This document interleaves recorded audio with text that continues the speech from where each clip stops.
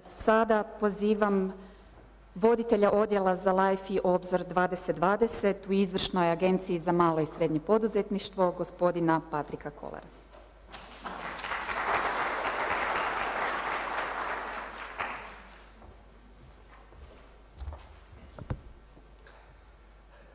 Good morning, dear Mr. State Secretary. Dobro jutro,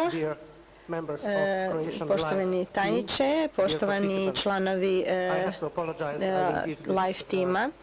Ja ću govoriti na engleskom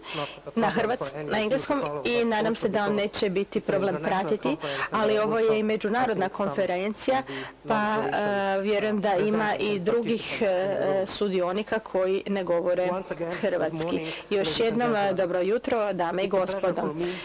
Veliko mi je zadovoljstvo još jednom doći u Zagreb povodom LIFE konferencije.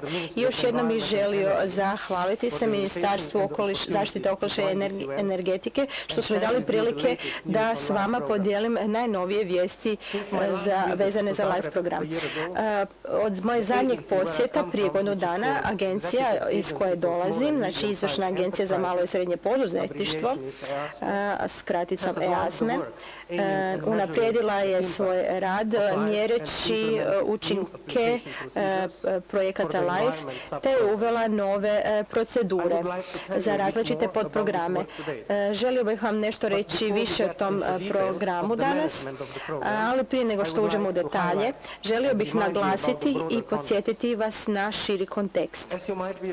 Kao što ste možda svjesni, pripreme za novi višegodišnji financijski okvir, odnosno proračun Europske unije za sljedećih 7 godina su u punom jeku. LIFE kao financijski program koji podupire razvoj europskih okolišnih i klimatskih politika je vrlo važna tema tijekom tih razgovora. Dok znači taj višegodišnji program okvir još nije definiran, ne možemo govoriti o tome što će biti za 2020. Ono što je sigurno, LIFE ima veliku podršku i prepoznati kao učinkovit mehanizam u zemljama članicama i u središte Europske unije. Prijedlog za novu uredbu o LIFE-u predlaže povećani proračun. Predstavljen je prošle godine Europskoj komisiji, dobio veliku podršku u vijeću i parlamentu. To je doista znak da je LIFE vrlo uspješan i nakon 26 godina iskustva i preko 4,5 tisuće projekata.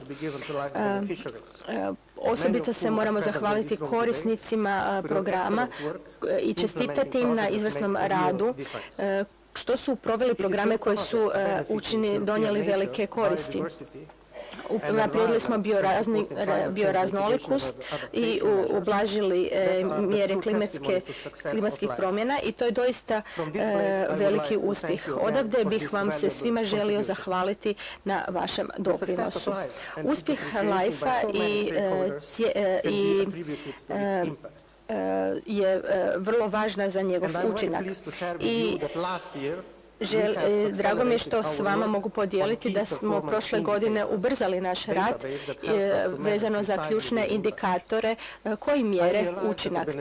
Shvatio sam da korisnici trenutnih projekata moraju izvještavati ovim ključnim indikatorima i da za njih predstavlja dosta veliki napor. Zahvaljujući radu u protekloj godini imamo 65 takvih indikatora koji nam daju jako zanimljiv pregled općenito o LIFE programu, a ne samo o pojedinim projektima. Oni su snažan alat koji nam da snažan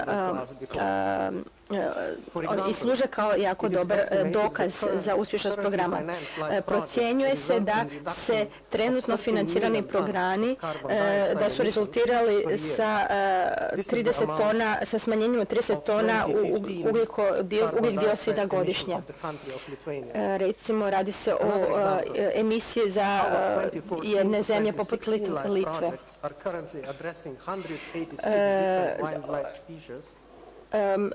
U zadnjem raspisu imamo projekte koji pokrivaju vrste koje bi, na primjer, živjele u zemlji veličine Poljske.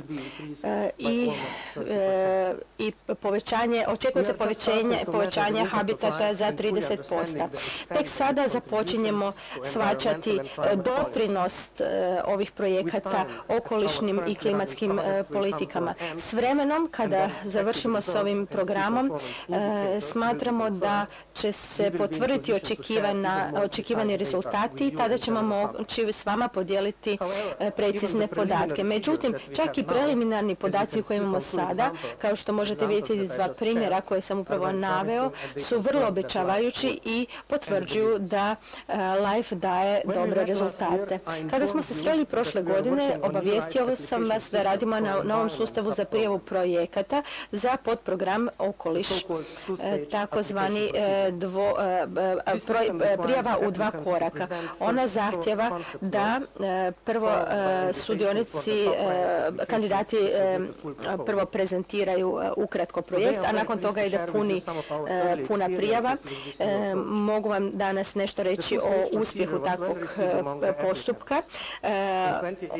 Taj postupak i procedura je naišla na veliko odobravanje. Dobili smo 2 puta više prijava nego u 2017. godini, što smatramo vrlo pozitivnim pokazateljem.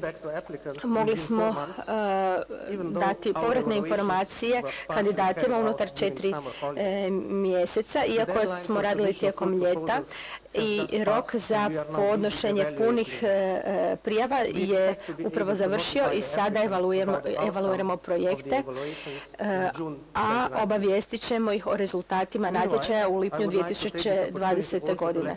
U međuvremenu